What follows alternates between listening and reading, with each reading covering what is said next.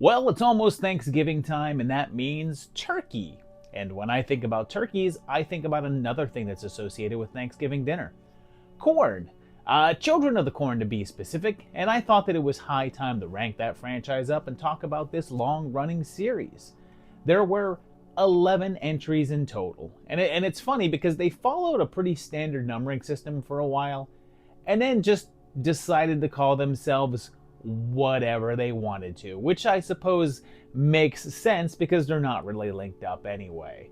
But we hit them all from the original film in 1984 called just Children of the Corn to the two most recent entries from 2009 and 2020, both of which were also just called Children of the Corn.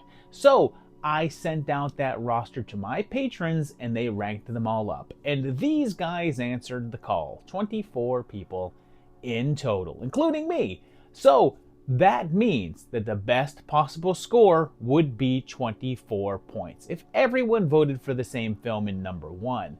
And the worst possible score, if everyone voted for the same film in dead last, would be 264 points. So let's dive in here and take a look to see how this lands, because you guys voted and I was all ears. Because of the corn. Cone. Coming in at dead last, and let's be honest, it could pretty much be any one of them. Like, is there any film that I could say here that would surprise you? But our actual dead last, with 209 points, we're looking at the 2009 Children of the Corn. This one was put in dead last 7 times, which was 29% of the rankings, so a little over 1 in 4 people put it there, and the best score that it received was second place, which it got twice. And this is exactly where I put this one, in dead last, and whoo boy does it deserve to be here. First of all, this one is meant to be a remake, or at least it's a new adaptation of the original short story, and there's parts of it that are truer to that, but not a whole lot. Secondly, how on earth are these two people married? From what is essentially the first second we meet them, these two are yelling at each other in the most obnoxious way. And since this was '09, this was peak Rob Zombie era and like Saw, so the whole vibe was horror characters being just terrible people and arguing like someone brought up politics or something. And keep in mind, these two never once stop being miserable to each other. Every single time they're on screen together, they're awful to each other. Every time. There's no reprieve from it. When they seemingly kill off Vicky halfway through, it felt like a massive relief for everyone involved. Her husband and us, the viewers. But it's not just our leads. Everything about this movie is a downgrade, including our villains. They chose the least intimidating version of our main kid that they possibly could. The original film had John Franklin, who was in his 20s but had that distinct childlike look, but not this one. Instead, they changed his name to Jacob, and he just looks like a typical suburban little boy. And Malachi was one of the more memorable parts of the original, so they cast a Hollywood handsome dude here, and he lacks any sort of presence and just mostly pouts. But the weirdest part here is the post-credit scene, because this movie felt like it was building up to something, I guess, but it barely built up to itself, since it took the substance of the first film and stretched it even further, and there's just not much to it. So I wish instead of teasing something else, they had done something in this one. I also want to point out that they used the original script that Stephen King wrote for the original film that went unused. And he wasn't too happy about that and said he wanted no part in the film, but ended up at least being okay with being given screenwriter credit. But if this was his original version, I guess I can see why they discarded it. Look who has all the coins in Nebraska. You did not have to do that. Is that what your Sarge taught you? Out in the jungle? This one was actually a little close because our number 10 film was only 5 points away. And I like to think that around half of these films could have been in dead last at any given time. But with 204 points, let's look at Children of the Corn Genesis. It was put in dead last 4 times, which is 17% of the rosters, and the best score that it got was 5th place. And I'm right on track again, since I also put this into 10th place, and I was close to having this in dead last, but the arguing couple just tipped the scales for me in that one. But I just want to say that if I ever broke down and went to a house and Billy Drago opened the door, I'm just gonna keep on walking. Just say, oh, thanks, but no thanks, and stroll on by. But the thing that you'll notice about this one is that I'd be willing to bet good money that this wasn't originally a script for Children of the Corn. It's already known that it was rushed into production because they were about to lose the rights if they didn't make a movie before a deadline. So it seems like they just took a random script that was completely unrelated and slapped the title on it. Just changed 3 lines of dialogue and voila! So now you have this movie called Children of the Corn, and there's no children, just a child. And there's no corn, because it's in the desert, a place that's famously lacking cornfields. The intro is the only thing that seems to link it to the franchise, and it doesn't even do that all that much. But then the finale of this one is hilarious, because they're driving behind this car carrier, and the cars just start dropping off of it, and it's this big tense scene, and it goes on for a while, and they're freaking out, just trying to avoid all of the cars when they could just, stop their car. And yeah, this is just so dull and intolerable and barely feels like a movie.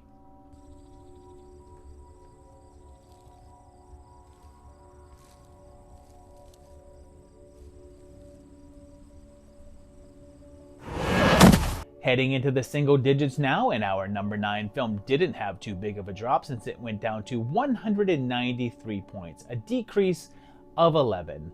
And now we have Children of the Corn: Revelation. This one had a lot of low scores, but only 2 dead lasts, and the highest score that it got was 4th place, which it got 2 times.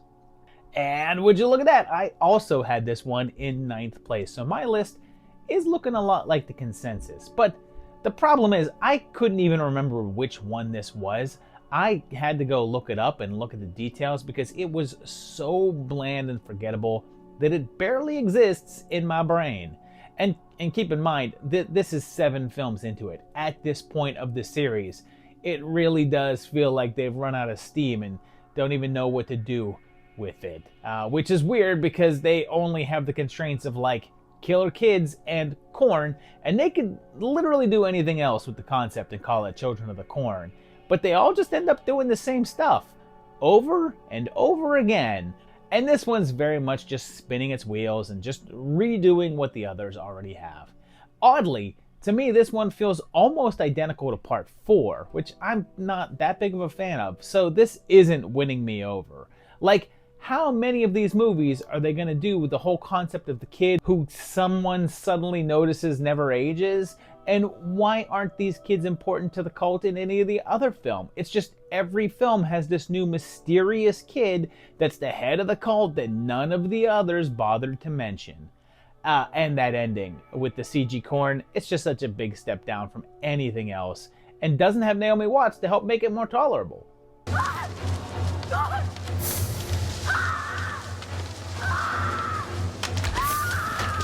We have a bit of a bigger drop now because our number 8 movie went down 25 points to 168, and this was a real contentious one with Children of the Corn 2020 or 2023 or whenever they actually released this one. And this one was really divisive and was put in dead last 6 times, almost as much as the dead last film in 11th place. And that's 1 in 4 people that put it there. But it had quite a few higher scores as well, including one number 1. And I'm still rocking that perfect score since this was my 8th place film as well. I'm doing pretty good here, but I feel like that's not gonna last. But I have some weird feelings about this film. But first up, let me just say that when those people get online and whine and cry about how movies today just preach messages and aren't subtle about their commentary and pretend like it's some new thing and it is somehow different than the past and that modern films are actually way less subtle than they used to be, well, this is the movie that proves them right. It's just so many scenes with characters practically looking right into the camera with their message. And it's like, yeah, we get it. But then the whole message is so convoluted and confusing that it just feels like junk. Like it clearly wants to discuss the climate crisis and somehow found a way to make young people the bad guys in the whole thing. But there's two things that keep this one a touch higher up than I want to place it. One is that it at least has children and corn. And I hate to say it because it seems obvious that these films would have those, but with this franchise, it's not so clear cut. The second thing is the performance of Kate Moyer as Eden, who really gives that role the evil glee that it requires and is probably one of the only main baddie kids in this whole franchise that feels genuine. So, her role alone got this into 8th place for me. And hell, at least it feels like an actual movie, which is more than I can say for about a quarter of the other entries here.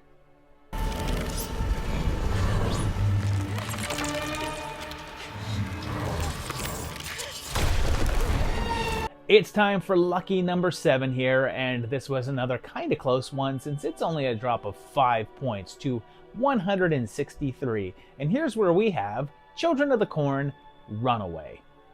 This was another one that had some all over the place scoring and was put in dead last twice, but was also ranked first place one time. And here's where my list differs because I had this one higher, in 4th place. And I don't know, maybe I was easy on it because of the couple I watched right before it, but based on the quality level and the fact that I don't hate every character involved, this is a decent step up. Like it felt like an actual film. It's by John Gulager, who made the Feast movies, and I really enjoy those, but sadly, this doesn't have any of the chaotic sense of humor that they do, and that's to its detriment. It just feels so restrained, and that's my main problem. The main problem here is that it's just so damn dry and slow. And here's what bugs me: it was written by Joel Swanson, I don't know, who was the man who wrote and directed Genesis. So you can see where the fault lies here, but Swanson should be capable of more since he's the guy who wrote the screenplay for the 1986 classic Trick or Treat. So he's got dumb fun somewhere in him. But he's also the dude that wrote Dracula 2000, Hellraiser Hellworld, and Pulse 2 and 3. So it seems that really low-grade schlock is his true nature. But at least Gulager brings a nice look to it all, and it has a polish that a bunch of the others don't have, and a visual styling. Like, if he was saddled with this script, I do think that he was able to take something ineffective and at least make it look nice and feel inoffensive. Oh, and clearly Swanson is not the man for this franchise because he did a film that had nothing to do with the concept at all, and then wrote this one that may feel like 10% closer to it, but still just seems like some other script with a handful of changes to fit the series.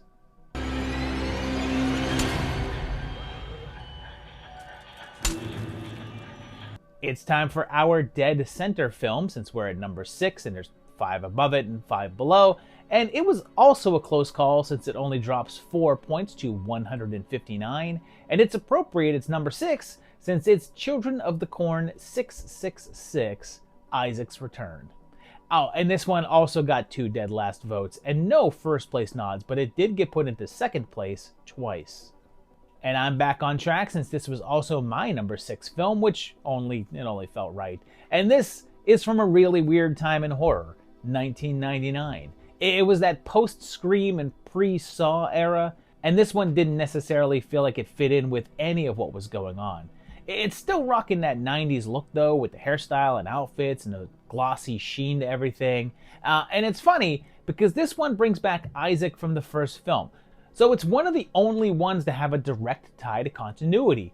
Very, very few of these movies have any connection to any of the others, let alone have recurring characters. In fact, Isaac is the only character to appear in more than one film, at least until it gets into new continuity territory. And with John Franklin, the funny thing is that in the first film, Isaac was meant to be a kid, but he was 24 years old. So in this, he's meant to be nearing 30 years or so, and he was actually around 40. They try to get creative with the timeline here since they say that it's 19 years later, maybe to soften the blow of his ages, but it never really makes much sense. But again, the biggest problem with this one is that we feel like we've seen all of this before. They just repeated most of the same plot elements from the first 5 films. Oh, and I should point out that the director here is Carrie Scoglin, and over time she's really established herself as a big TV director and has at least a couple of episodes of a laundry list of major shows, and even directed all of the episodes of Falcon and the Winter Soldier. Something tells me that she doesn't really want to talk about doing this film anymore, though. It's your soul that's gonna burn in hell. I don't have a soul. Let's head into the top half of the roster now, and there's 5 films left, and they're literally the first 5 films of the series, so this franchise is clearly front-loaded. And in 5th place, we still had a narrow margin because we only drop another 5 points to 154, and now it's Children of the Corn 5, Fields of Terror. And it's the 5th film in the franchise in 5th place. And it was only put into dead last 1 time, and the best score that it got was 3rd place, which it got 3 times. And yep, I'm still right on the money here because I put this in 5th place. So far, I'm only off by 1 film. And this one is 1998, and okay, we're officially in a post-Scream world here, and this shows signs of that. And I talked about that a bit with part 6, but this one is wholeheartedly doing the Scream thing. All you have to do is take a look at the box art to realize what they were going for here. And like, sure, it's bad and dumb and silly, but it's entertaining at least and not taking itself too seriously. I'm also happy that it feels more like the original concept than the previous couple had, and a return to just basic evil kids doing it for their corn god and whatnot, but it's still fairly doofy. It's also got more in the way of familiar faces, and it has a little Kane Hodder action, and a small bit for Ahmet Zappa. But then, you've got this whole weird side plot with David Carradine and Fred Williamson, and I swear that they only had Carradine for around an hour or 2 since all of his scenes are mostly just him sitting in one chair. But you also have Eva Mendes here, and I have to say, her plot point doesn't make much sense, and she just seems to join up with the kids for no reason at all. She's just this regular young person with the main crew, and then on a whim is just like, oh yeah, sure, I worship the Colonel King now. Let me die. It's time for our number 4 film, and this was our first bigger drop down since it goes down to 113 points. So that's 41 points and our biggest gap so far. And we're keeping the numbering trend going since it's Children of the Corn 4, The Gathering. This is our first film without a single dead last vote, but it did get one 9th place one and was put into 1st place 3 times. And this is one where I don't match up because this is the film that I put into 7th place. And I have to admit, this one just didn't do it for me like it did for some other people. I guess with the 2nd film having a goofier tone and being a little more tongue-in-cheek, and then the 3rd film changing the setting and then going so far over the top with the finale, it feels like they wanted to rein things in here and try to take it more seriously. Maybe more in keeping with the 1st film, but it just ends up feeling so bland. Overall, it isn't offering me a single thing that the previous 2 didn't, and it's doing it in a less interesting manner. It's just another cult of kids led by yet another evil leader that, again, no one in the other films ever mentioned, and it just feels like a retread of the others. It does have Naomi Watts in it, so that's a mark in its favor, and I will say that this is the one that treads the line for me because I still think this one isn't terrible. It's not like the last couple on my roster that I can barely deal with. I just found it boring and bleh. Also, the first 3 films are definitely in continuity with each other. They may not be strongly linked, but they mention each other and are set in the same universe. But this one just sets that aside. And it was a conscious decision. They wanted each film from this point to have its own story and no connection to the others outside of the themes. And yeah, I don't hate it, but I can live without ever seeing it again, that's for sure.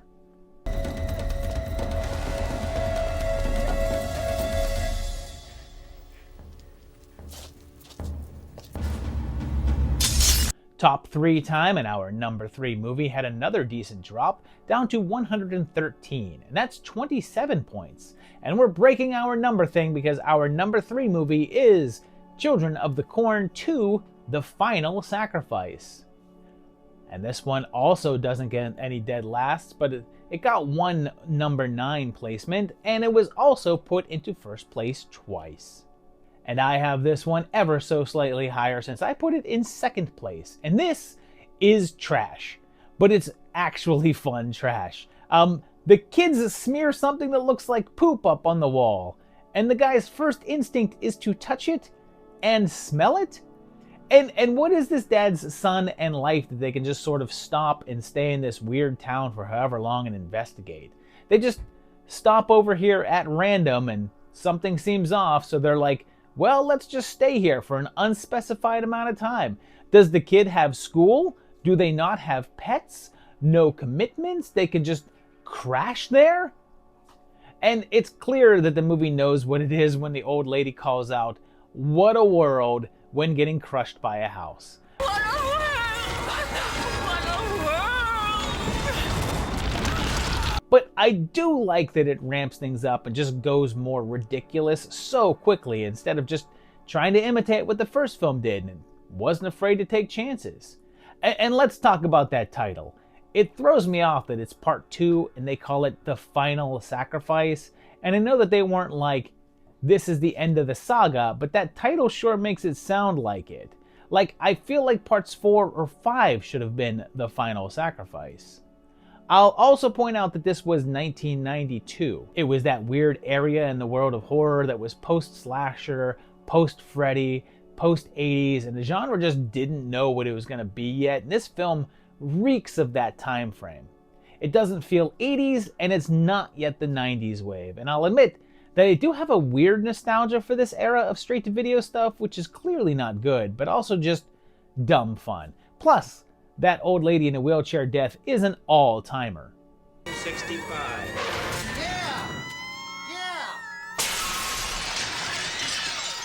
Our number 2 film here dropped a smaller amount, only 13 points to 73, but that's enough. And there's only 2 films left, and this one is Children of the Corn 3: Urban Harvest. And again, no dead last, but the lowest score now is 8th place, and it was only put there 1 time, and it was put into first place 6 times. So that's 25% of the lists. So 1 in 4 had it in first place.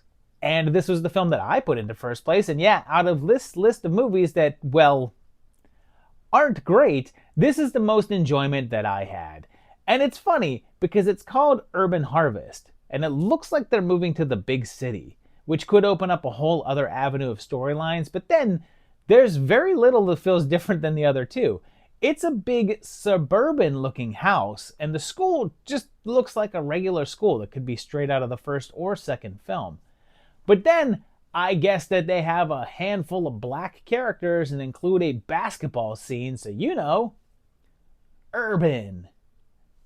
What really sets this one apart, though, are the screaming Mad George effects. There's some great bits going on with the mom that splits open, and the death of Malcolm in the field, which is the big standout for me. I only wish that the story itself was as much fun as the effects were, since it's a mostly by-the-numbers kind of thing. And I don't believe that Daniel Cerny pulls off the evil kid thing that well. But it's the film that finally gives us a look at He Who Walks Behind the Rose, and he's delightfully derpy, even chowing down at a Barbie doll at one point. Like, come on, look at this. That's just hilarious. Plus, blink and you'll miss her, but this is Charlize Theron's first gig, even if she doesn't get any lines. But yeah, ironically, this was my number 1 pick, but on literally any other list, it likely wouldn't even crack the top 10.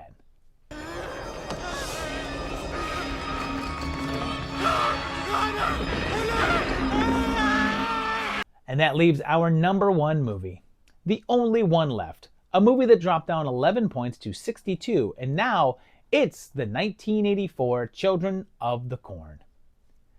No dead lasts again, and the worst score was still a single 8th place vote, but it was put into first place 11 times, and that's 46%, so nearly half of the lists had this one in the top spot.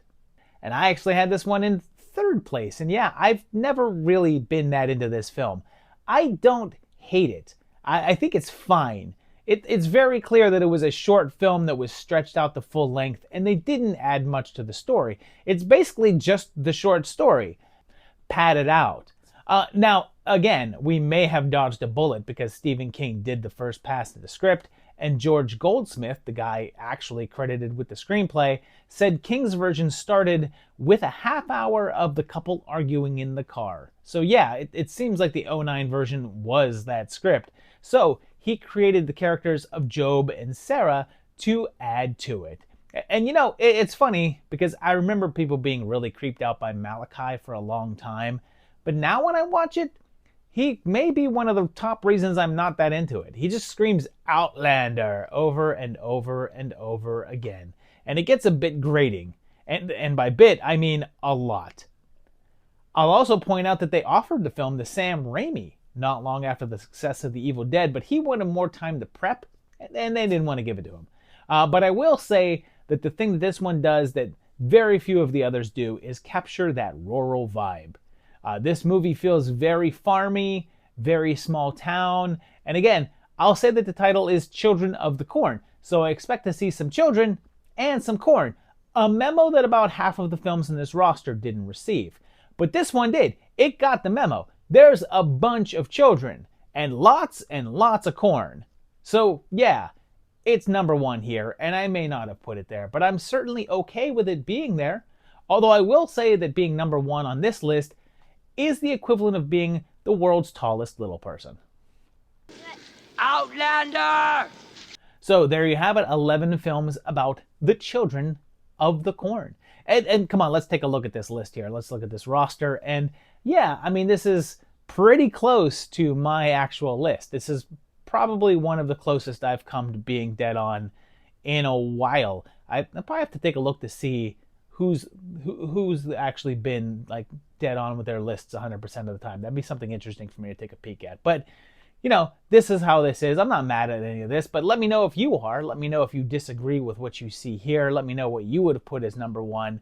And let me know what you would have put in dead last. And just know that you can actually participate in this. If you're out there right now saying the patrons got it wrong, just know that it's partially your fault because you did not go to patreon.com/movietimelines and join up for as little as $1 a month and participate in our monthly rankings. Any one of the patrons can do it. It's a lot of fun. We have a different list every single month, so go there and check that out. Oh, also, if you like the video, hit that like button. If you enjoy what you see on this channel, please consider subscribing to it and hitting the bell to get notified when new videos go up. And check out that Patreon page once again. And yeah, I hope you guys enjoy this Thanksgiving week here. Hope you all have a lot of time off work and just hang out and watch crappy movies. I know that that's what I'm going to be doing. But I'll see you again very shortly for another great video. Thanks a lot, and bye-bye.